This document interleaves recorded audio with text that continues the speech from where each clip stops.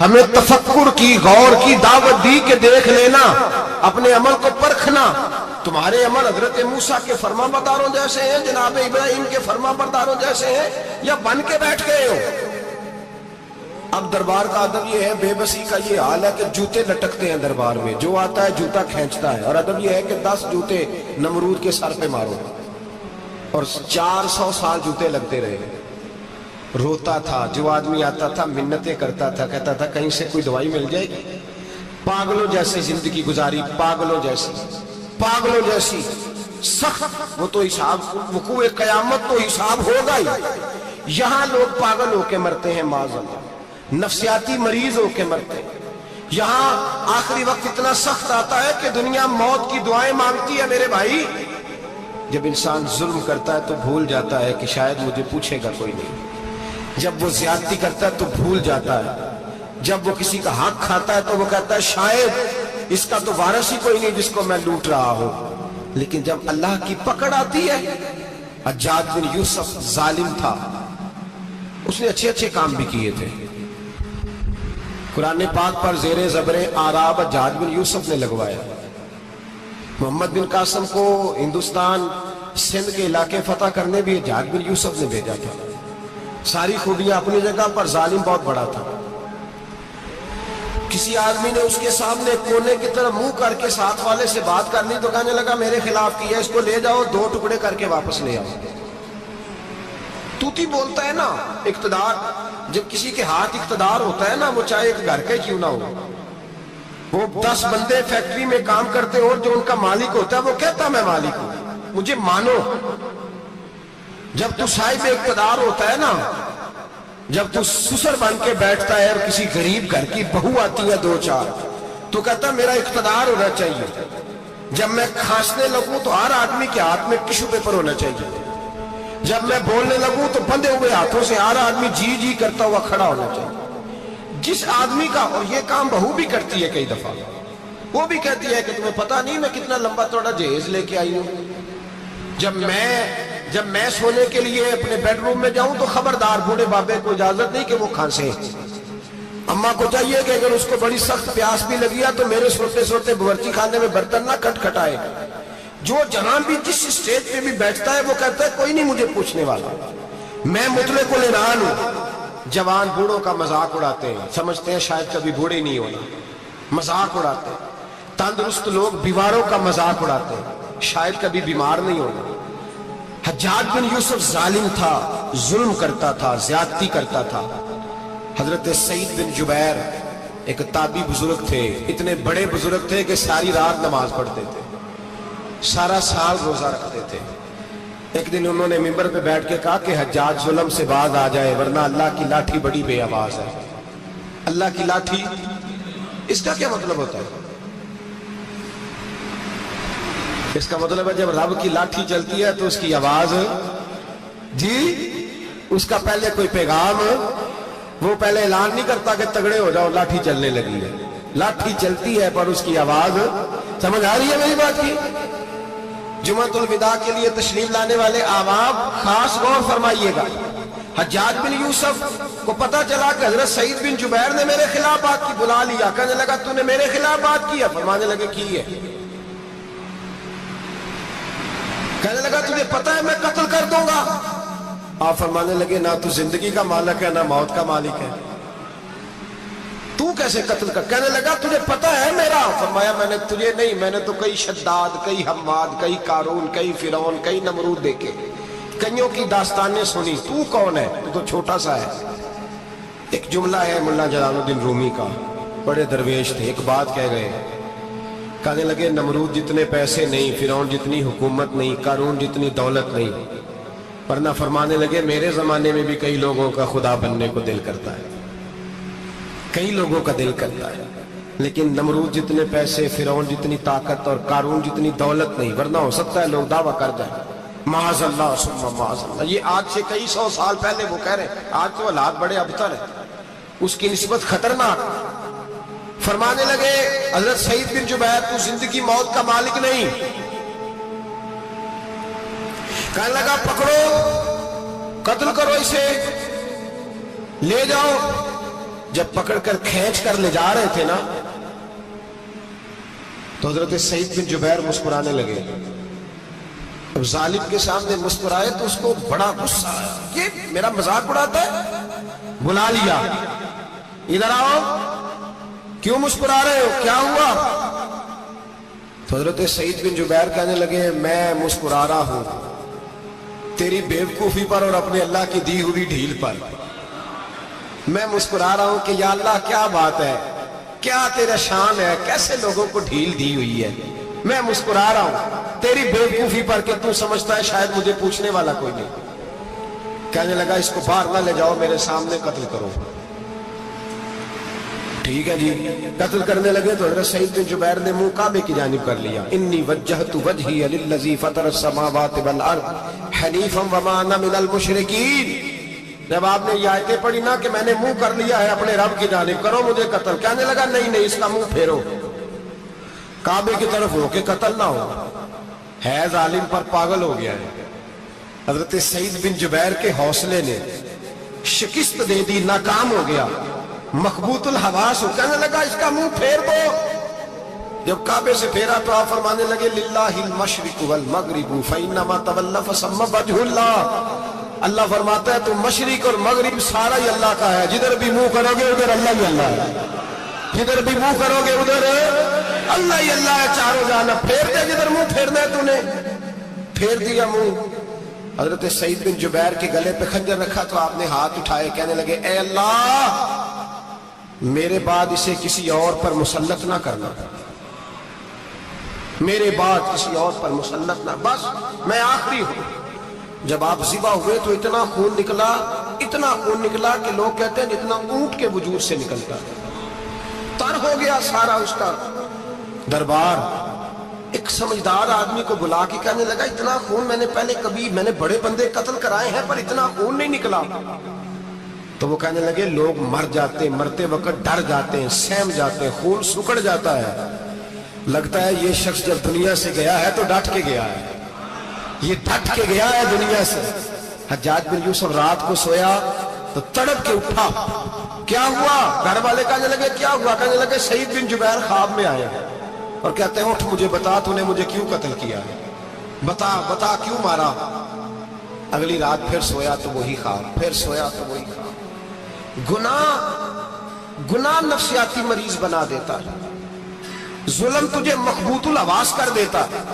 جب تو زیادتی کرتا ہے تو اللہ فرماتے ہیں کہ میں, تو اللہ کو بھولتا ہے, اللہ تجھے اپنا بھلا دیتا ہے. پھر تو بھول جاتا ہے, پھر تو سیدھے رستے پہ چلتا ہے پر بھٹک جاتا ہے, پھر تو صحیح رستوں کا تعین کر کے بھی گمراہ ہوتا ہے, پھر تو روز وہی گاڑی چلاتا ہے پر اب جب تو بریک لگاتا ہے تو نہیں لگتی. جب گناہوں کے ساتھ تو مخبوط الحواس ہوتا ہے تو روز وہ کاروبار کرتا ہے, لیکن جب تیرے گناہ تجھے گھیر لیتے ہیں پھر اسی کاروبار میں تو نقصان اٹھاتا ہے. حجاج بن یوسف تڑپتا ہے, روتا ہے, یہاں تک کہ بیمار ہو گیا. پیٹ میں درد ہوتی ہے, پتہ نہیں کیا ہوا, تکلیف ہوتی ہے, پتہ نہیں. سارے حکیم, طبیب, ڈاکٹر کوئی نہ سمجھ سکا کہ بیماری کیا ہے. جو بیماریاں خدائی ہوتی ہیں ان کا لوگوں کو پتا, جو آزمائشیں رب کی جانب سے ہوتی ہیں وہ ڈاکٹروں کے ہتھے نہیں چڑھتی. جو تکلیفیں اللہ دیتا ہے ان کا حکیم طبیب علاج نہیں کر پاتے, مشکل. اور شفا اسی وقت ہوتی ہے جب اللہ دینا چاہے, اور جب رب ہی دینا نہ چاہے تو بڑے بڑے ڈاکٹر کہتے ہیں کہ ہمارے بس کی بات نہیں رہی. بغداد سے حکیم آئے, پیٹ دیکھا, کہنے لگے نہ تیرے معدے میں کوئی دقت ہے, نہ تیرے جگر میں, نہ کسی اور جگہ, ماجرا کیا ہے؟ ایک آخری علاج ہے, آخری. وہ کیا؟ گوشت کا چھوٹا سا ٹکڑا دھاگے کے ساتھ باندھ کے منہ میں ڈالا اور پھر ایک باریک سا تنکا لے کے اس کو اندر ڈالنے لگے گلے میں. وہ گوشت کا ٹکڑا جب حلق کے اندر اتر گیا, اس حکیم نے واپس کھینچا تو کیسے ایسی بدبو آئی جیسی کبھی سونگی نہ تھی. جانور, کیڑے مکوڑے لگے ہوئے باہر نکلے, اور جب دیکھا تو جتنے محل میں لوگ بیٹھے تھے چلاتے ہوئے نکل گئے کہ یہ کیا مصیبتیں ہیں. حکیم بھی اٹھ کے دوڑنے لگا. کہا تجھے کیا ہوا؟ کہنے لگے حجاج تیری بیماری زمینی نہیں, تیری مصیبت زمینی نہیں, کہا میری مرض تک تم کیوں نہیں پہنچ پا رہے؟ تو کہنے لگے لگتا ہے تو بد دعا کا مریض ہے، لگتا ہے تو ظلم کا مریض ہے، تو جبر کا مریض ہے۔ تڑپتا رہا، سسکتا رہا۔ ایک وقت وہ بھی آیا کہ گھر والوں نے کمرے میں بند کر کے تالا لگا دیا، دیوار سے ٹکرے مارتا۔ او بھائی، جو گناہوں کے بیمار ہوتے ہیں انہیں شفا نہیں ہوتی، جو ظلم، جبر، بربریت کے بیمار ہوتے ہیں انہیں سکون قلبی میسر نہیں آتا۔ دوائیاں ان بیماریوں کی بنی ہوئی ہیں جو بیماریاں زمینی ہیں، جو بیماریاں خوراک کی بد پرہیزی سے ہوتی ہیں، جو گناہوں کی بد پرہیزی سے ہوتی ہیں، ان کی بیماریاں، ان کی شفا توبہ ہے، ان کی شفا رجوع اللہ ہے، ان کی توبہ اللہ سے معافی مانگنے سے شفا ہوتی ہے۔ حجاج جب مرنے لگا تو بلایا، یہ رنگ بھی ذرا ملاحظہ کیجیے گا، دو چار قریبیوں کو بلایا، پتہ ہوتا ہے نا اپنے کرتوتوں کا آدمی کو، پتہ سارا ہے سردار ملکیتی ہے، جب پتہ ہوتا ہے سارا، بلا کے کہنے لگا جب میں مر جاؤں تو مجھے رات کو دفن کرنا۔ کیوں بھائی؟ عورت ہے؟ کہنے لگا نہیں، رات کو دفنانا۔ ٹھیک ہے، رات کو دفنا دیں گے۔ پھر کہنے لگا جب صبح ہو جائے تو صبح ہونے سے پہلے پہلے میری قبر زمین کے برابر کر دینا، نشان مٹا دینا۔ کا وجہ تو کلمہ پڑھتا ہے، حضور کا حکم ہے کہ قبر کم از کم ایک بالش، ایک گٹ اونچی ہونی چاہیے زمین سے، کم از کم، تو تیری قبر مٹا دے۔ وجہ پتہ ہوتا ہے اپنے ظلموں کا۔ کہنے لگا مجھے پتہ ہے لوگ میرے مرنے کے بعد میری قبر بھی نہیں چھوڑیں گے، دنیا میں تو میرے جبر کی وجہ سے کوئی آ نہ سکا، لیکن میری قبر بھی لوگ جنازوں میں باتیں شروع کر دیتے ہیں۔ جنازوں میں نے ایسی بھی داستانیں سنی ہیں کہ کوئی مرا تو لوگ جوتوں کا ہار قبر پہ ڈال آئے۔ نہیں بھائی، تو جب زندہ تھا تو تیرے جبر ظلم کی وجہ سے نہیں کو بول سکا۔ ایک تو ہے قیامت میں حساب ہوگا، یہاں دنیا میں حساب ہونے لگتا ہے۔ اتنی لمبی زبانیں لوگوں کی لٹک کر مرتے وقت باہر نکل آتی ہیں۔ دعا کریں، جمعہ ہے، اللہ تعالیٰ ایمان کی موت عطا فرمائے۔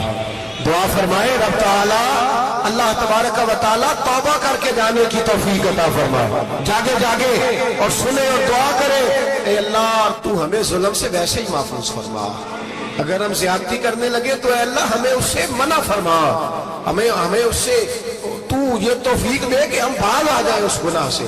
میرے بھائی، ایک تو دنیا میں سزا ہے، پھر قیامت کی سزا ہے، پر وہ زیادہ سخت ہے، وہ زیادہ سخت ہے۔ ہم لوگوں نے نا ہیلے بہانے بڑے بنائے ہوئے ہیں۔ بینک کے ساتھ کاروبار کرنے والا کہتا ہے نہیں نہیں، مجبوراً لیا ہے، مجبوراً مر رہا تھا تو، آخری لبوں پہ تھا تو جائز ہے، جائز ہے۔ اس وقت جب تجھے کھانے کو لقمہ نہ لگے تو حرام کھانا بھی جائز ہے۔ کیا دقت تھی؟ کیوں اللہ رسول کے مقابلے میں کھڑا ہوا تو؟ کیوں سود کا دھندا کیا؟ کیا تکلیف تھی؟ کہاں تو الجھ گیا تھا؟ ہم جان بوجھ کے اپنے لیے جہنم کٹھی کرتے ہیں، پھر کہتے ہیں سکون نہیں زندگی میں۔ کہاں سکون آئے گا؟ کیسے آئے گا؟ ہم نے خود آگ لگائی ہے چمن میں اپنے۔ جو قیامت کی سزا ہے، میرے نبی پاک علیہ السلام نے فرمایا رب تمہیں سامنے کھڑا کرے گا، اور کس طرح کھڑا کرے گا؟ فرمایا لوگوں کے وجود سے کپڑے اتر جائیں گے، زمین اس طرح دہکے گی جس طرح تانبا زمین پہ رکھا جائے اور آگ جلائی جائے۔ تانبا دیکھا آپ لوگوں نے؟ یہ بھی گرمی گزری ہے نا، تو فرش پر جب سورج پڑتا تھا تو ننگے پاؤں چلا نہیں جاتا تھا۔ صحیح کہہ رہا ہوں؟ ننگے پاؤں، بچے کا پیر زمین پہ لگتا ہے تو چیخ اٹھتے ہیں، کہتے ہیں اوہ جل گیا پیر، حالانکہ یہ فرش دنیا کے۔ اور اگر تانبے کے اندر خاصیت ہے کہ اگر کوئی دھات جلدی اور زیادہ گرم ہوتی ہے تو وہ تانبا ہے۔ میرے نبی نے مثال دی تو اس کی دی جو سخت تھا، فرمایا تانبے کی طرح زمین تپائی جائے گی، اور پھر ننگے پاؤں رب تمہیں کھڑا کرے گا۔ آج سورج کی پشت تمہاری جانب ہے، قیامت میں منہ تمہاری جانب ہوگا۔ نیزہ آپ نے دیکھا ہوگا، نیزہ ہوتا تھا، فرمایا یہ جو تم نیزے دیکھتے ہو صرف 1.25 نیزے کے برابر سورج قریب آ جائے گا، اور پھر اللہ تمہیں سامنے کھڑا کر کے تم سے سوال جواب کرے گا۔ اور حضور نے کہہ دیا ہے تو اب کسی نعت خواں کے کہنے سے بات بدل سکتی، کسی پیر کے کہنے سے جملہ بدل سکتا، کسی خطیب کے کہنے سے فکر نہ کرنا، وہ سامنے جنت پڑی ہے، اب بات بدل سکتی؟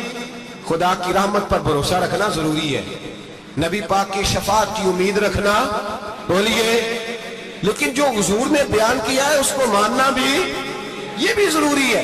میرے نبی پاک نے فرمایا اللہ تم سے حساب لے گا اور اللہ پوچھے گا، تم نے جواب دینا ہے. حضور کس کس شے کا؟ فرمایا جو پہنتے ہو اس کا جواب نہیں دینا، جو کھاتے ہو اس کا جواب نہیں دینا، جو اللہ کے راستے میں دیتے ہو اس کا جواب، باقی ہر شے کا جواب دینا ہے. ادھر جو پلاٹ ہے اس کا بھی جواب دینا ہے، اور جو وہ جو بچوں کو پیسے بتائے ان کا بھی جواب دینا ہے، جو چھپائے ہیں ان کا بھی. ثم لتسألن یومئذ عن النعیم. جو کمیٹی اپنے محلے میں ڈالی ہے اس کا بھی جواب دینا ہے، جو سسرال کے علاقے میں ابا جی سے چوری ڈالی ہوئی ہے اس کا جواب بھی، سب کا جواب دینا ہے. تمام حساب کتاب. اور اللہ فرماتے ہیں میں سامنے کھڑا کر کے ہر سوال کا تجھے جواب، تجھے ہر سوال کا جواب حساب. اچھا یہ جو بڑے لوگ تھے وہ حساب سے ڈرتے تھے، ہم چھوٹے لوگ ہیں ہم حساب سے ہم نہیں ڈرتے، ہم کہتے ہیں دیکھی جائے گی. بڑے لوگ جو تھے وہ حساب سے. حضرت ابوبکر صدیق دعا کرایا کرتے تھے، دعا کرو اللہ مجھ سے حساب نہ پوچھے. حضرت عمر فاروق رضی اللہ تعالیٰ عنہ اپنے بیٹے سے کہتے تھے بیٹا اپنے باپ کے لیے رحمت کی دعا کرنا، میں درگزر والا ہوں، میں حساب والا کوئی نہیں. بڑے لوگ ڈرتے تھے، بڑے لوگ. حضرت عثمان غنی قبر پہ کھڑے ہوتے تھے تو داڑھی آنسوؤں سے بھیگ جاتی. غلام کہتے ہیں حضور 3 دفعہ نبی پاک نے آپ کو جنت کی بشارت دی ہے، 3 دفعہ بشارت دی ہے تو آپ کیوں اتنا روتے ہیں؟ عثمان غنی فرماتے جس رسول نے مجھے جنتی کہا ہے اسی محبوب نے مجھے فرمایا تھا عثمان قبر آخرت کی منزلوں میں سے پہلی منزل ہے.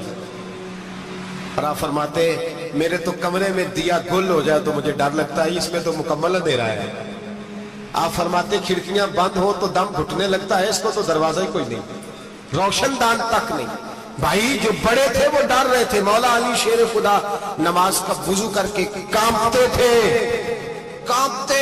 علی آپ مرحب کے سامنے نہیں کانپے، خیبر کا دروازہ اکھاڑتے نہیں کانپے، بدر احد خندق حنین اور خیبر پہ نہیں کانپے، تو یہاں آپ فرمانے لگے مالی کے سامنے جاتے ہوئے ڈر آتا ہے. بڑے لوگ کانپتے تھے، بڑے لوگ. آج کون سا جمعہ ہے؟ سارے بولیے. حالانکہ یہ اگلے سال دوبارہ آئے گا، ہمارا نہیں پتا کہ ہم ودا ہو جائیں کہ کیا بنے. یہ کون سا جمعہ ہے؟ آیا جمعہ الوداع، آئے ہم پڑھے. آج ایک فکر لے کر کے جانا، ایک سوچ.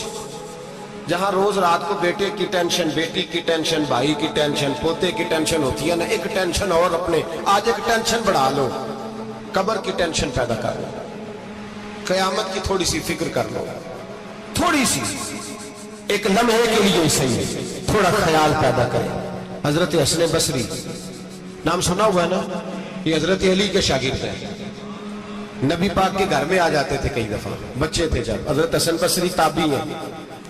فرماتے خانہ کعبہ میں عمرہ کرنے گیا، طواف کعبہ کر رہا تھا تو بڑا عجیب منظر ہوا، رات کی تنہائی ہوئی. اس وقت کئی دفعہ طواف بند بھی ہوتا تھا اس لیے کہ رش کم ہوتا تھا تو رات کو سب سو جاتا تھا.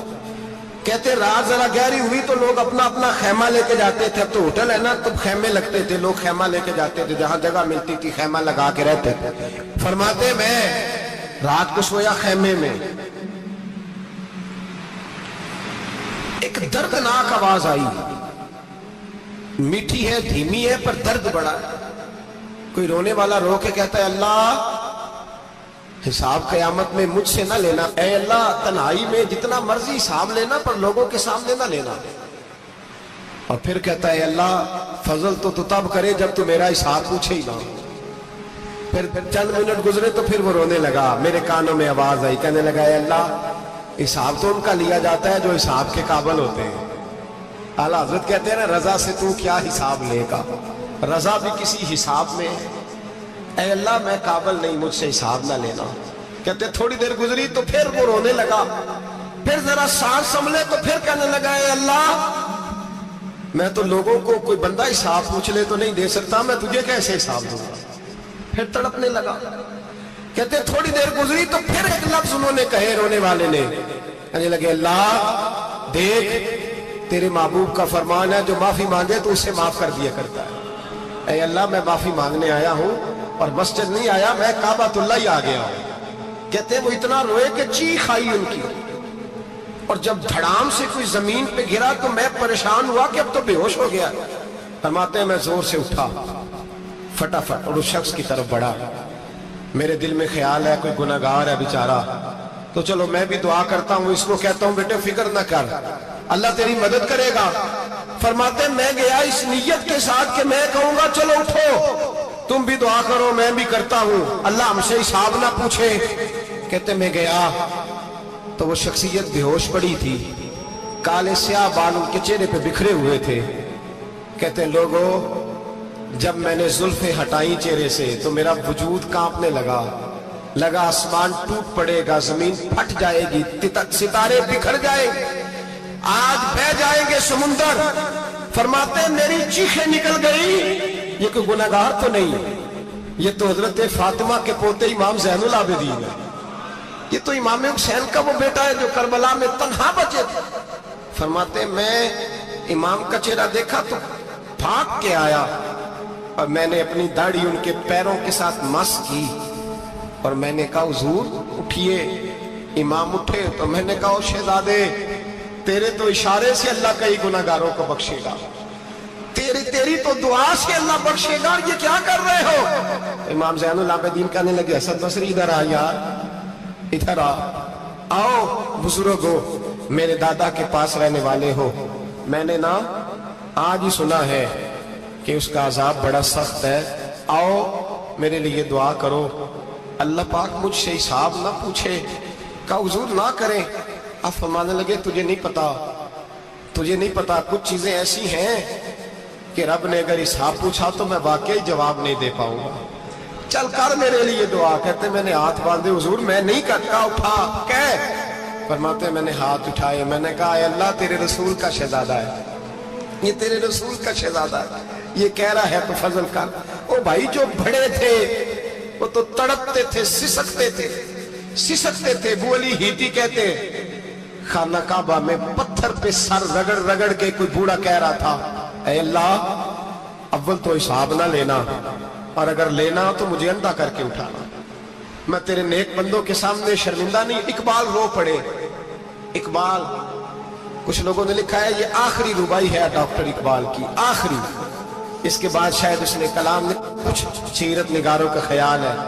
اقبال مدینے کی طرف منہ کر کے کہنے لگے تو غنی از ہر دو عالم من فقیر، اللہ تو غنی ہے میں تو فقیر ہوں، روز محشر عذر ہائے من پذیر، اے اللہ اول تو میرا کوئی عذر قبول کر لینا محشر کے دن، اور اگر نہ کرنا ہوا اگر تمہیں بینم حسابم ناگزیر، اگر ضرور ہی میرا حساب لینا ہے اے اللہ، اگر تو نے ضرور لینا ہے اے اللہ، اگر ضرور ہی لینا حساب، اول تو میرا عذر مان لینا، میری کمزوری پہ رحم کرنا، اے اللہ میرے بڑھاپے پر میری کمزوری پر رحم کرنا، اگر ضرور حساب لینا ہے از نگاہ مصطفیٰ پنہا بغیر، تو اے اللہ ذرا حضور کی نگاہوں سے اوجھل کر کے لینا، اے اللہ مجھے شرم آئے گی، میرے مصطفیٰ کریم فرمائیں گے میں تو تجھے ہر بات سمجھا کے آیا، ایک جگہ تیری رہنمائی کر کے آیا، تو کیسے عمل کما، ذرا اوجھل کر کے از نگاہ مصطفیٰ پنہا بغیر، ذرا حضور کی آنکھوں سے اوجھل کر کے سائیڈ پہ کر کے لینا،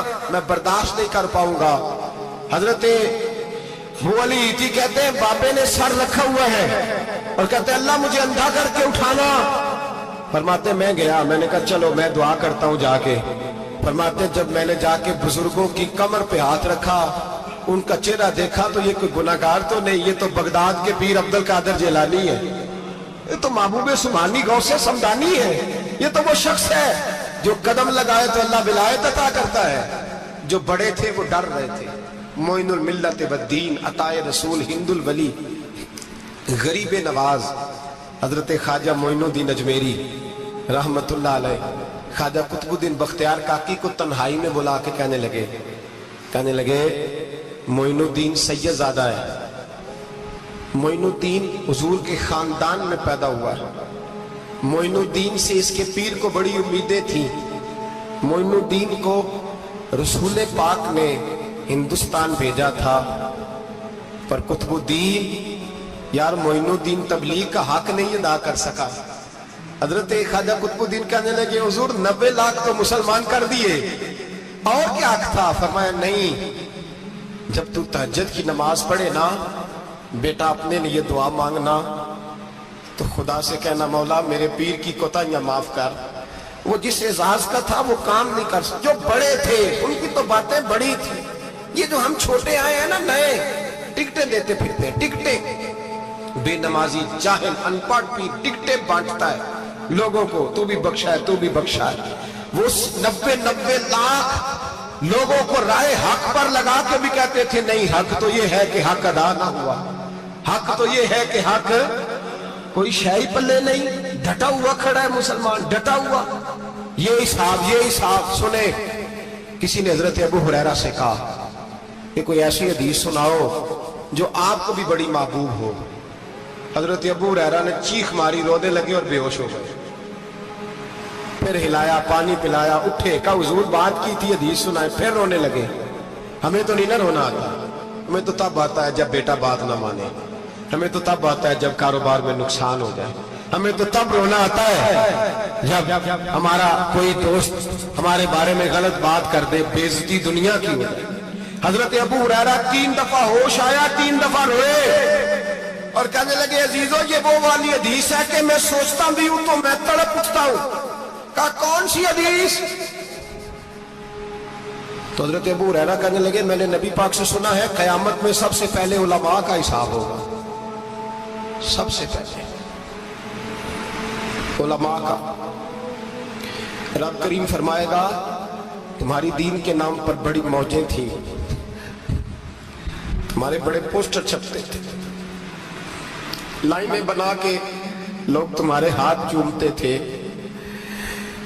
لوگ تمہاری گڑی کو بھی چومنا اپنے لیے سعادت سمجھتے تھے۔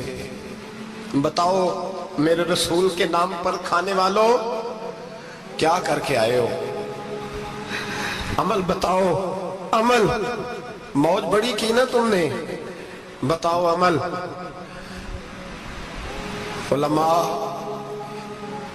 عالم عرض کرے گا اے اللہ میں جگہ جگہ تیرے رسول کے دین کی بات کرتا تھا، میں قرآن کے درس دیتا تھا، میں راتیں بیدار رہ کے تیاریاں کرتا تھا، میں جو بن سکا کیا۔ رب فرمائے گا نہیں، تو نے تو اس لیے کیا تھا کہ لوگ تجھے پیر صاحب کہیں، مولانا صاحب کہیں، تیرے نعرے لگائیں تو لگے نہیں پھر تیرے نعرے، پھر لوگوں نے لمبے لمبے القابات پکارے نہیں تیرے۔ حضور سید عالم علیہ السلام فرماتے پہلا حساب اس کا لے گا جو عالم کہلاتا تھا۔ رب پوچھے گا تجھے طاقت دی، ہمت دی، بولنے کی صلاحیت دی، اپنے فضل سے دی، بتا کیا کما کے آیا ہے۔ حضرت ابو ہریرہ روتے ہیں، کہتے ہیں میں بھی تو حدیثیں سناتا ہوں، میں بھی تو عالم ہوں، میرے پیچھے بھی تو لوگ بھاگتے ہیں۔ لوگوں بتاؤ اگر اللہ نے ابو ہریرہ سے پوچھا تو کیا جواب دے گا؟ اللہ فرمائے گا علماء کے لیے بخاری مسلم ہے، انہیں اٹھاؤ اور جہنم میں ڈال دو۔ امام غزالی فرماتے ہیں اگر کسی عالم کو سزا ملی تو سخت سخت عالم کو ملے گی۔ دعا فرمائے اللہ میرے جیسے لوگوں کو ہدایت کا رستہ عطا فرمائے، اور جو کہتے ہیں سمجھتے ہیں اللہ اس پر عمل کی توفیق عطا فرمائے۔ فرمایا حضرت ابو ہریرہ نے دوسرے نمبر پر سخی اللہ کی بارگاہ میں کھڑا کیا جائے، مالدار۔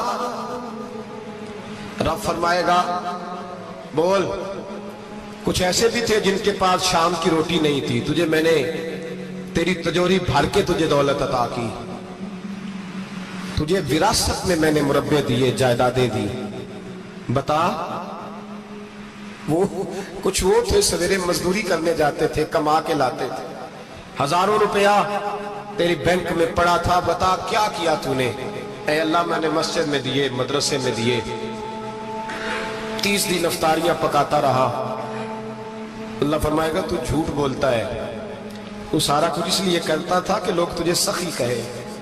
ہاں ہاں تیرا اعلان ہوا مسجد میں، لوگوں نے کہا وہ دیکھو کتنے پیسے دے رہا ہے، اس کا وہ دیکھو نام لکھا ہوا ہے ہسپتال کے ایک کونے میں کہ یہ والا بلاک فلاں سیٹھ صاحب نے بنایا، یہ دیکھو لکھا ہوا ہے کہ یہ کمرہ مدرسے کا اس نے بنایا، تو لکھ دیا گیا، نعرے لگ گئے، اب جا دوڑ جا۔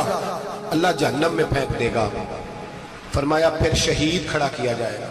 ہاں بھائی تجھے طاقت دی، ہمت دی، بتا کہاں خرچ کی، کہاں؟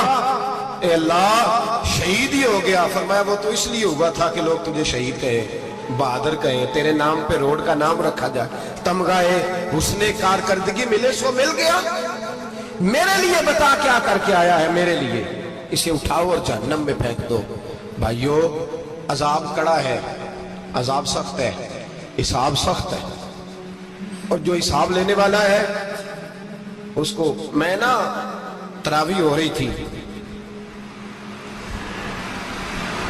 تو قاری صاحب نے ایک سورہ یاسین شروع کی، وَامْتَازُوا الْيَوْمَ أَيُّهَا الْمُجْرِمُونَ.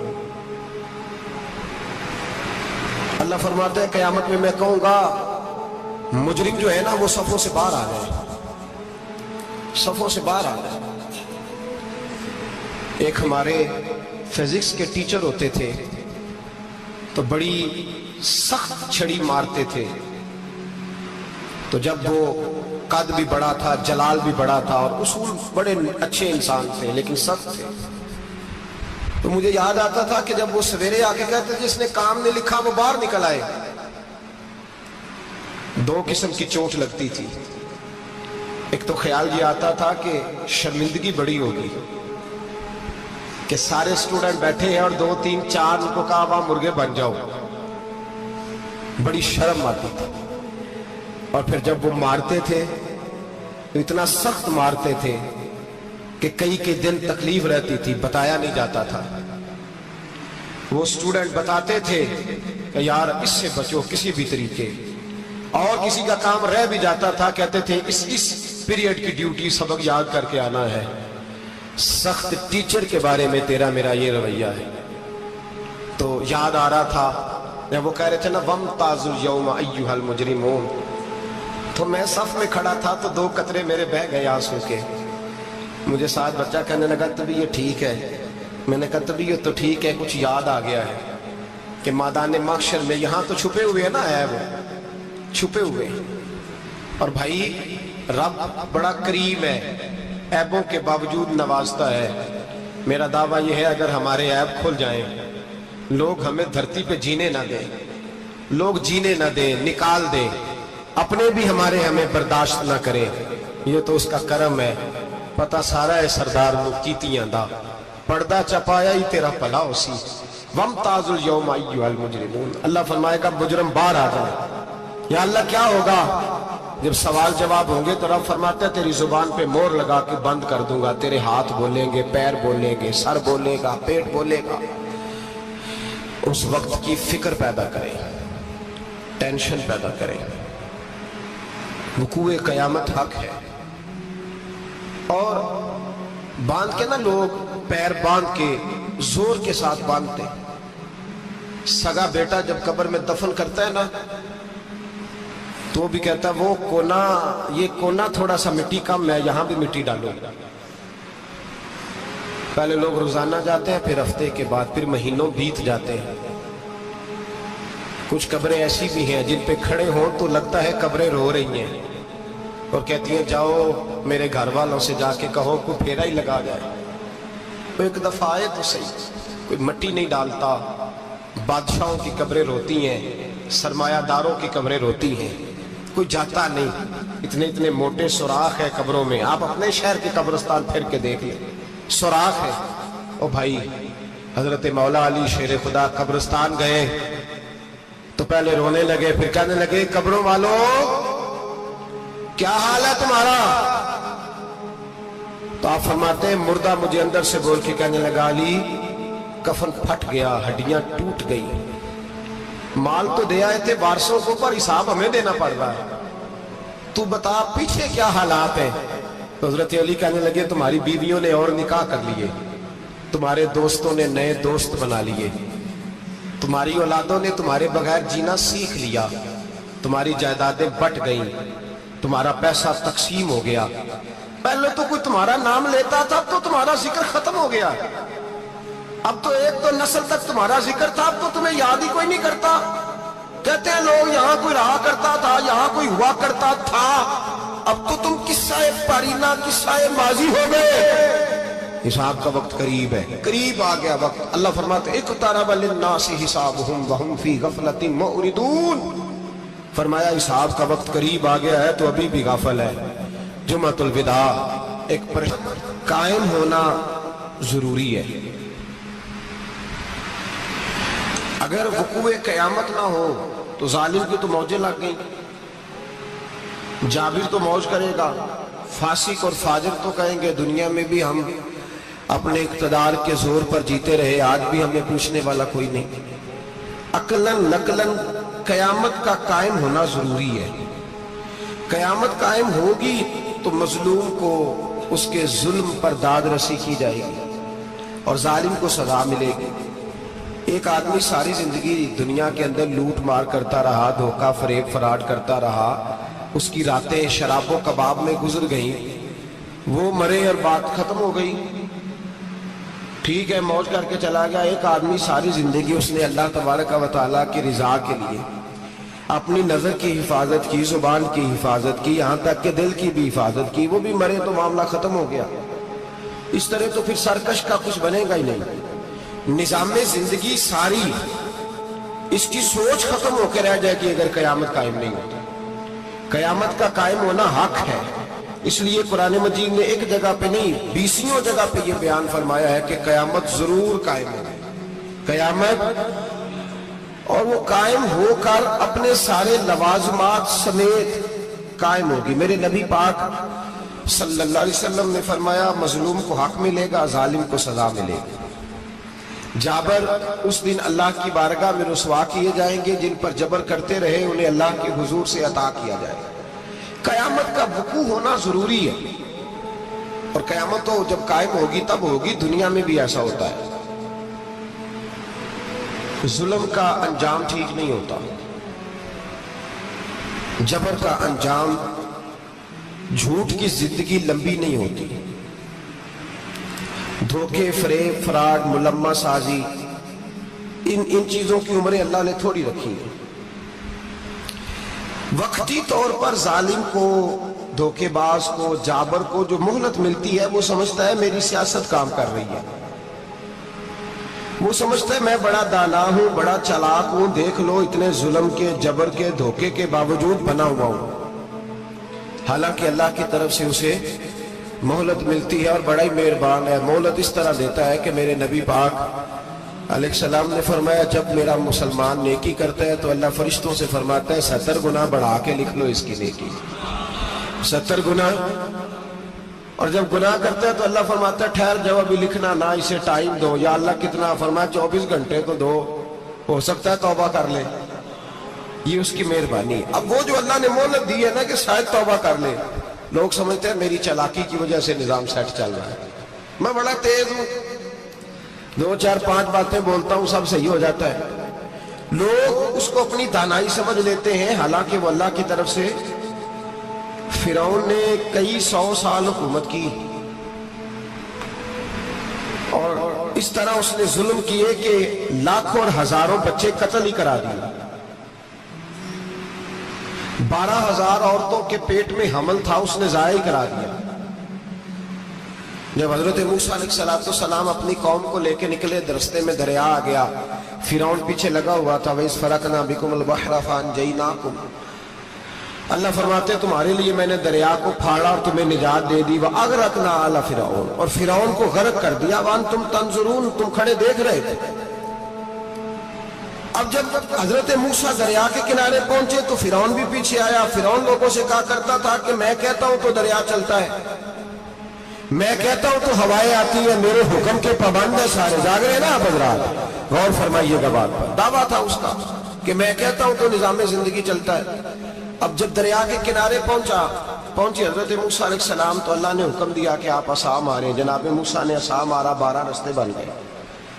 اب حضرت موسیٰ کی قوم گزر رہی تھی تو فرعون سے پوچھنے لگے کہ تو کہتا تھا میرے حکم سے چلتا ہے، تو وہ تو حضرت موسیٰ نے ڈنڈا مارا ہے تو رستہ بن گیا۔ باز نہیں آتا انسان باز بہانے بڑے ہیں اس کے پاس، بڑی دلیلیں ہیں، جھوٹ سچ بول کے اپنے آپ کو مطمئن کرتا ہے، آخر دم تک تبدیل ہونے کو تیار نہیں ہوتا، دلیلیں گھڑتا رہتا ہے، بناتا رہتا ہے, شور کرتا ہے جان بوجھ کے. بھئی تو کہتا تھا میرے چلانے سے چلتا ہے, تو باز ابھی بھی نہیں آیا. کہنے لگا میں نے ہی حکم دیا ہے کہ ذرا پھٹ جا, مجھے یہ زندہ چاہیے. باز رسی جل گئی, بال. کہنے لگا میں نے ہی کہا ہے دریا کو کہ یہ مجھے زندہ چاہیے, میرے بھاگے ہوئے ہیں تو اس لیے پھٹا ہے, تو آؤ میرے ساتھ دریا کراس کریں. تو پتا تو ان کو بھی تھا نا, جتنا تو رب بنا ہوا ہے, پتا تو تھا, سارے جانتے تھے. کہنے لگے تو پہلے کراس کر, اگر تو بچ گیا تو ہم بھی پیچھے آتے ہیں. اب چاروں ناچار. ایک روایت تو یہ ہے کہ یہ جب خدائی کا دعویٰ کرتا تھا نا, تخت پہ بیٹھا ہوتا تھا, تو ایک دن حضرت جبریل آئے اس کے پاس انسانی شکل میں. تو کہنے لگے میں بڑی دور سے آیا ہوں, تو ایک مسئلہ پوچھنا تھا. کہا پوچھو. کہنے لگے ایک غلام تھا کسی بادشاہ کا, تو بادشاہ نے اسے تھوڑی دیر کے لیے ایک علاقے کی سربراہی دے دی. کتنی دیر کے لیے؟ کتنی دیر کے لیے ہمیں سربراہیاں ملتی ہیں؟ کیوں جی؟ تھوڑی دیر کے لیے ملتی ہے نا. تھوڑی دیر کے لیے سربراہی دے دی ایک غلام کو. ذرا بات کو سمجھیے. حضرت جبریل پوچھتے ہیں, کہتے ہیں سربراہی مل گئی. اب وہ مالک ہی بن کے بیٹھ گیا ہے, وہ بات ہی نہیں سنتا. اس کو تھوڑی دیر کے لیے بنایا تھا, وہ تو خدائی کا دعویٰ کرنے لگا ہے. آپ بتائیں اس کا انجام کیا ہونا چاہیے, یہ مسئلہ پوچھنے آیا ہوں. تو فرعون کہنے لگا اس کا انجام یہ ہے کہ اسے پانی میں غوطے دے دے کے مار دے. انجام کیا ہے؟ بولیے بولیے, کیا انجام ہے؟ کیا انجام ہے جی؟ پانی میں. اللہ اکبر, اپنی سزا تجویز کر رہا ہے. اس کی سزا کہ اسے پانی میں غوطے دے دے کے مارو ظالم کو. اسے تھوڑی دیر کے لیے بنایا تھا اور وہ چھائی گیا ہے, قبضہ ہی کر گیا ہے. حضرت جبریل کہنے لگے جی آپ لکھ کے دے دیں گے؟ کہنے لگا لاؤ لکھ دیتے ہیں. لکھوا لیا. جناب جبریل رکا لے کے تشریف لے گئے. اب جب فرعون دریا میں آیا نا, تو اللہ نے حکم دیا مل جا. جب دریا ملا چیخنے لگا, تو حضرت جبریل آئے, کہنے لگے تیرا ہی فتویٰ ہے, یہ تیری سزا ہی ہے نا. ہم بھی بڑی سزائیں تجویز کرتے ہیں. یہ جھوٹا ہے جی, اس کا تو فلانا علاج ہونا چاہیے. تو اگر تو جھوٹ بولے تو یہ فلانا بڑا جاور ہے جی, اس کے ساتھ اس طرح ہونا چاہیے. تو اگر تو یہ کام کرے تو جو سزا تو لوگوں کے لیے تجویز کر رہا ہے, تو اپنے بارے میں بھی سوچ. اب جب غوطے آئے نا, آخری وقت دیکھا وہ فرعون جو کہتا تھا میری مرضی سے دریا چلتا ہے. علامہ صاوی نے تفسیر صاوی میں لکھا ہے, تڑپ کے رونے لگا. جب یہ مزاج ہے, ایک دفعہ اوپر آتا ہے آدمی جب دریا میں جاتا ہے, اوپر آیا تو چیخنے, او میرے حواریوں خدا کا واسطہ مجھے بچاؤ. کہنے لگے تو کہتا تھا میری مرضی سے چلتا ہے. بے بسی ہے, تڑپتا ہے, روتا ہے, روتا ہے. وارث شاہ مان کری نہ وارثہ دا, رب بے وارثہ کر کے مار دائی. تڑپ رہا ہے, چلا رہا ہے, کوئی مدد کو نہیں پہنچتا. اب جب آخری غوطہ آیا تو کہنے لگا آمنا میں رب موسیٰ و ہارون, میں موسیٰ کے رب کو بھی مان گیا, ہارون کے رب کو بھی. اللہ نے فرمایا نہیں, اب تیرا ماننا قابل قبول ہے. اس وقت ماننا تھا جب تجھے مہلت دی تھی, جب تو جوان تھا. بڑھاپا آتا ہے, بیماری آتی ہے, جوان آدمی بیماری کا شکار ہوتا ہے تو کہتا ہے یا اللہ ایک دفعہ صحیح کر دے, میں ساری پڑھا کروں گا. ایک دفعہ ٹھیک کر دے, میں مسجد میں رہوں گا, میں اگلے سال اعتکاف بھی کروں گا, میں ساری تراویحیں پڑھوں گا. تو اس وقت پڑھنی تھی جب تجھے مہلت دی تھی. اس وقت پڑھنا تھا جب اللہ نے تجھے آسانی دی, زندگی دی. اگلا وقت یہ حال ایک کا نہیں ہوا. نمرود کو دیکھ لیں, حضرت ابراہیم علیہ السلام کو کہتا تھا میں رب ہوں. آپ نے فرمایا رب تو وہ ہے جو زندہ کرتا اور مارتا ہے. ایک موت کا قیدی بلایا, کہنے لگا ہاں بھائی کتنے دن رہ گئے تھے پھانسی میں؟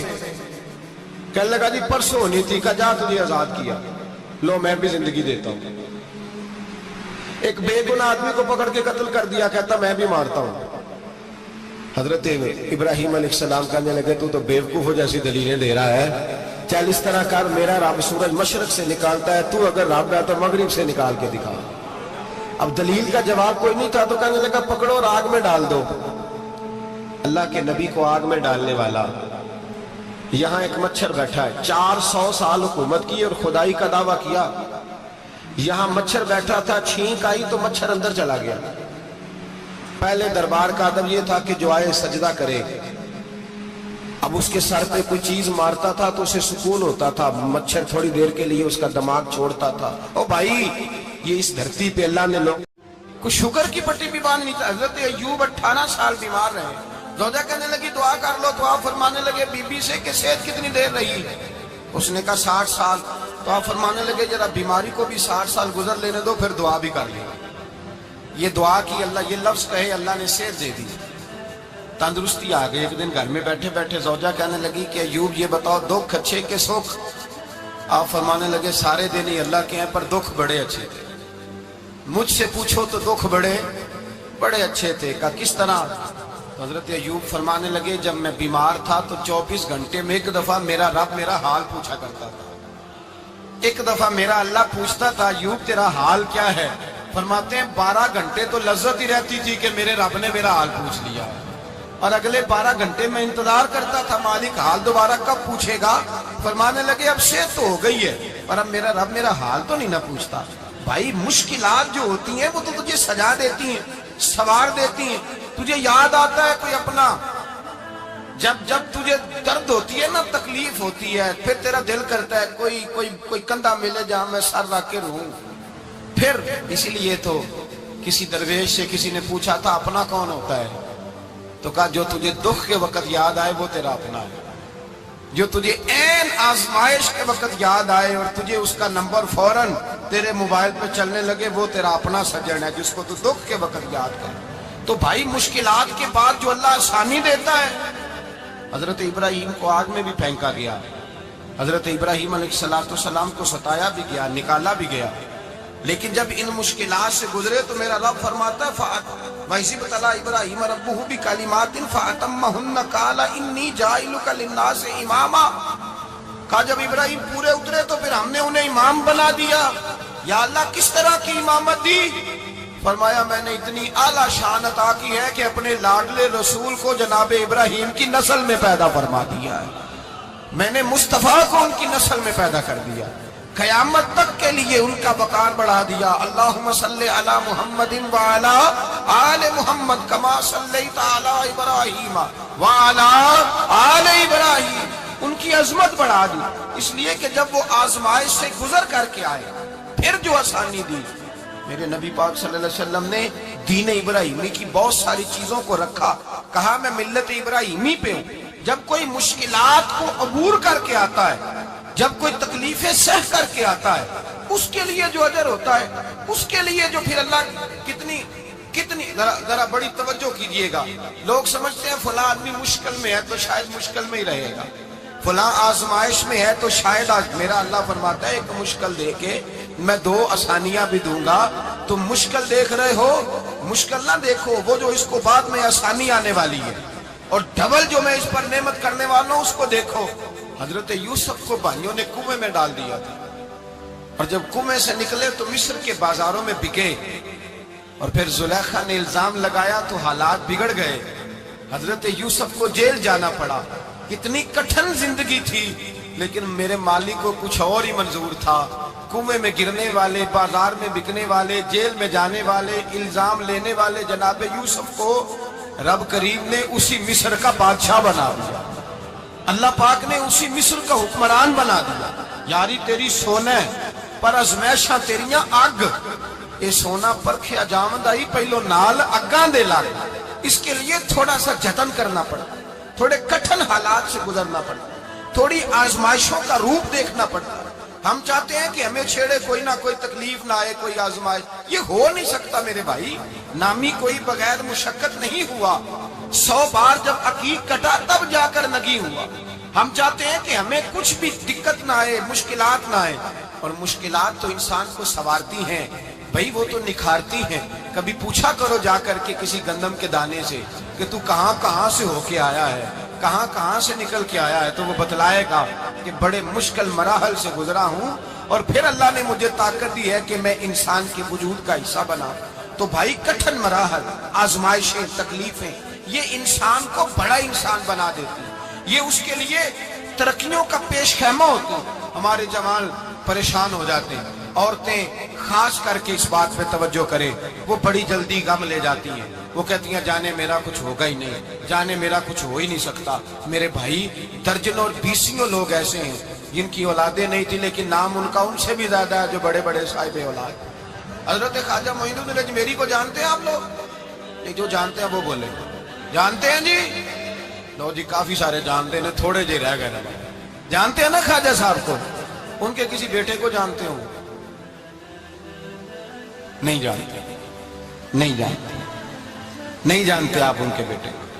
حضرت خواجہ معین الدین اجمیری رحمت اللہ تعالیٰ علیہ کے بیٹے کو نہیں جانتے، لیکن ویسے آپ ہندوستان میں کسی آدمی کو چھیڑ کے دیکھیں وہ کہے گا میں خواجہ صاحب کا روحانی بیٹا ہوں، میں اولاد۔ حضرت غوث اعظم رضی اللہ تعالیٰ عنہ کی اولاد کو کم لوگ جانتے ہیں، لیکن آپ ویسے کسی کو پوچھ کے دیکھیں 11ویں والا پیر کون ہوتا ہے؟ ہر آدمی ہاتھ اٹھا کے بتائے گا خدا کے فضل سے ہم پر ہے سایہ غوث اعظم کا، ہمیں دونوں جہاں میں ہے سہارا غوث اعظم۔ لوگ جھوم کے بتلائیں میرے بھائی، یہاں لوگ پریشان ہو جاتے ہیں کہ اولاد ہوگی تو یہ ہوگا، فلاں ہوگا تو یہ ہوگا۔ بھائی ایسی کوئی بات نہیں، میرے پاس پیسے ہوتے تو میرا ابا بیماری سے فوت نہ ہوتا۔ جو مالدار ہوتے ہیں تو کیا وہ بچ جاتے ہیں؟ حضرت اسرائیل انہیں چھوڑ جاتے ہیں؟ او خدا کے بندے تو کیسی بات کر رہا ہے؟ یاد رکھ، یہ جو آزمائشیں ہوتی ہیں، یہ جو تکلیفیں ہوتی ہیں، یہ جو تھوڑے سے مشکل حالات ہوتے ہیں، حضرت یونس علیہ السلام کی دوستی ہوگی حضرت جبریل امین سے، جناب جبریل ملنے آئے۔ حضرت یونس علیہ السلام فرمانے لگے جبریل میرا دل کرتا ہے مجھے اس بندے کی ملاقات کرا جو اللہ کا سب سے زیادہ عبادت گزار بندہ ہے۔ حضرت جبریل امین لے گئے دور دور فلسطین کے علاقے میں، اور لے جا کر ایک بندے سے ملاقات کرائی جس کی دونوں آنکھیں بھی کوئی نہیں تھی، دونوں بازو بھی کوئی نہیں، دونوں پیر بھی کوئی نہیں، اور اس بندے کی زبان پر لفظ بڑا کیا جاری تھے، یا اللہ تیرا شکر ہے، یا اللہ تیرا، بول کے کہیے یا اللہ تیرا، اے اللہ تیرا شکر ہے۔ شکر شکر کر رہا تھا۔ حضرت جناب سیدنا یونس علیہ السلام کہنے لگے میں نے تجھے عبادت گزار کو ملانے کو کہا تھا، تو کہاں لے آیا؟ حضرت جبریل کہنے لگے یا یونس، یہ ہر چیز جانے کے باوجود اپنے رب کی رضا پہ راضی ہے۔